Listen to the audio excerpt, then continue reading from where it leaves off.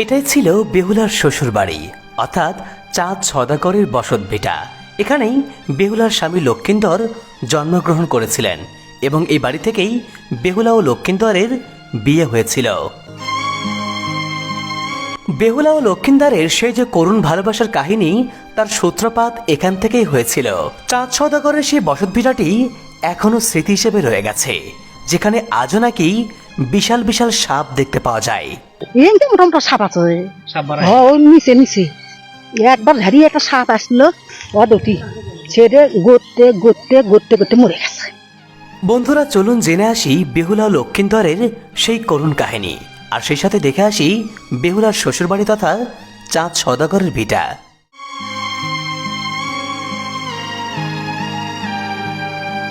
বন্ধুরা, বাংলা ইতিহাসের বিখ্যাত গ্রন্থ মনসা মঙ্গল কাব্যে চাঁদ সওদাগর ও বেহুলা লক্ষিন্দরের উল্লেখ পাওয়া যায়। সেখান থেকে জানা যায় তৎকালীন বাংলার সবচেয়ে ধনী ও প্রভাবশালী বণিক ছিল চাঁদ সওদাগর।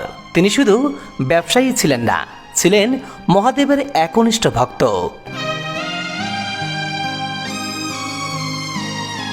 তিনি মহাদেব শিবের পূজা ছাড়া অন্য কোনো দেবতার পূজা করত না, আর তার এই অহংকারই জন্ম দিল এক ভয়ঙ্কর সংঘাতের। সর্পদেবী মনসা চেয়েছিলেন বাংলায় নিজের পূজা প্রতিষ্ঠা করতে, কিন্তু চাঁদ সওদাগর স্পষ্ট জানিয়ে দিলেন তিনি মনসার পূজা করবেন না। অনেক চেষ্টার পরেও যখন মনসা চাঁদ সওদাগরের পূজা পেতে ব্যর্থ হয়, তখন মনসা রাগে ক্ষুব্ধ হয়ে একে একে চাঁদ সওদাগরের 6 পুত্রকে দংশন করে মেরে ফেলে।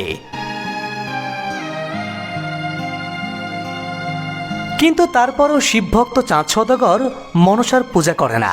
6 পুত্রকে হারিয়ে চাঁদ সওদাগর বাণিজ্যে চলে যান। সফলভাবে বাণিজ্য শেষে চাঁদ সওদাগর যখন ধন সম্পদ আর রত্নে পরিপূর্ণ জাহাজ নিয়ে ফিরছিলেন, তখনই মনসা দেবী সাগরে ঝড় তুলে ডুবিয়ে দেয় চাঁদ সওদাগরের সবগুলো জাহাজ।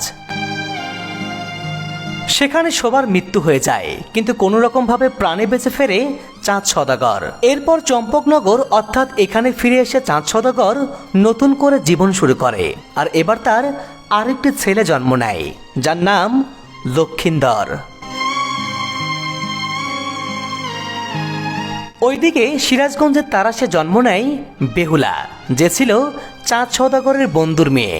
একই সাথে বেড়ে ওঠে বেহুলা ও লক্ষিন্দর। এরপর প্রাপ্তবয়স্ক হলে বেহুলা ও লক্ষিন্দরের বিয়ের কথা হয়, কিন্তু গণকেরা কুষ্টিগুণে বলেন বাসর রাতে সাপের দংশনে লক্ষিন্দরের মৃত্যু হবে।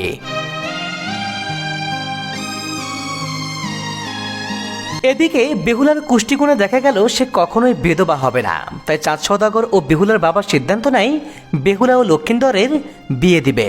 যেহেতু মনসার ভক্ত বেহুলা কখনোই বিধবা হবে না, তাই বেহুলার সাথে যদি লক্ষিন্দরের বিয়ে হয়, লক্ষিন্দরেরও মৃত্যু হবে না। তারপরেও বাসর রাতে ছেলে লক্ষিন্দরকে সর্পদংশনের হাত থেকে বাঁচাতে বাবা চাঁদ সওদাগর তৈরি করেন একটি লোহার বাসর ঘর, যেখানে কোনোভাবেই সাপ প্রবেশ করতে পারবে না, কিন্তু সেখানেও একটু খুঁত থেকে যায়।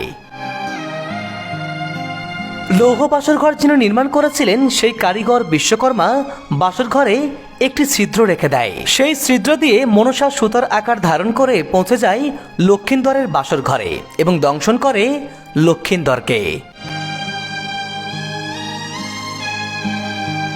সে যুগের রীতি ছিল সাপের কামড়ে কারো মৃত্যু হলে তাকে কলার ভেলাই করে ভেসে দেওয়া হতো। বেহুলা তাই লক্ষিন্দরকে সাথে নিয়ে নদীতে ভেসে পড়ল। এভাবে কলার ভেলাই দিনের পর দিন, মাসের পর মাস বেহুলা লক্ষিন্দরকে নিয়ে ভাসতে থাকলো।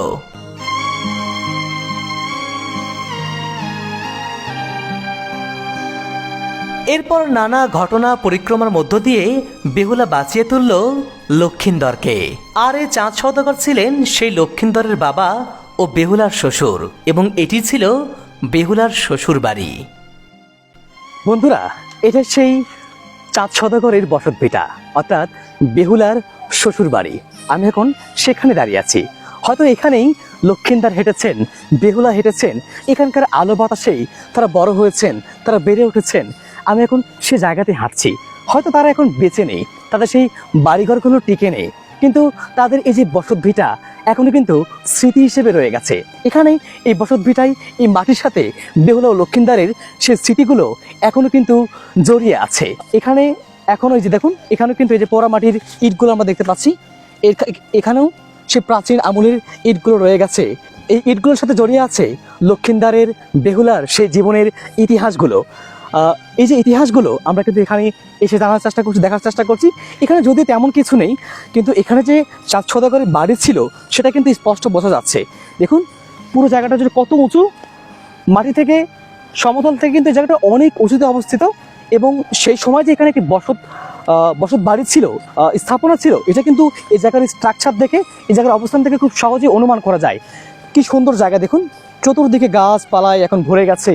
শত শত বছর আগে এখানেই লক্ষিন্দার জন্মগ্রহণ করেছিলেন। এটাই ছিল চাঁদ সওদাগরের সে বাড়ি।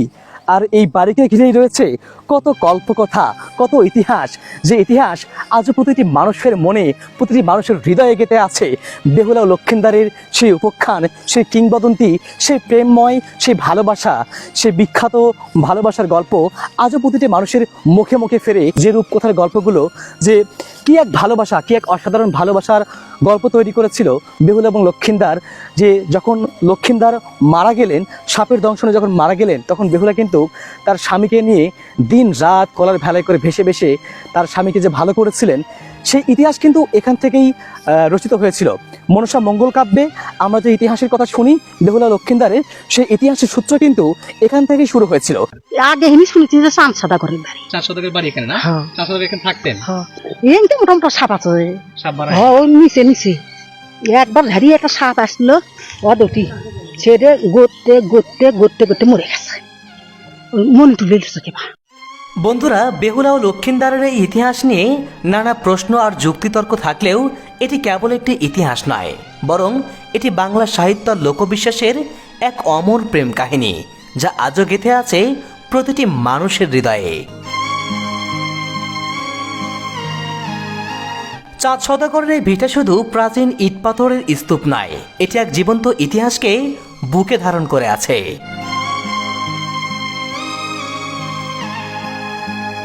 এখানে দাঁড়িয়ে এখানকার মাটি স্পর্শ করে আমি যেন হারিয়ে গেছি হাজার বছরের সেই প্রাচীন বাংলায়। বন্ধুরা, আমাদের এই বাংলায় কত অজানা ইতিহাস আর কত গল্প মাটির নিচে চাপা পড়ে আছে।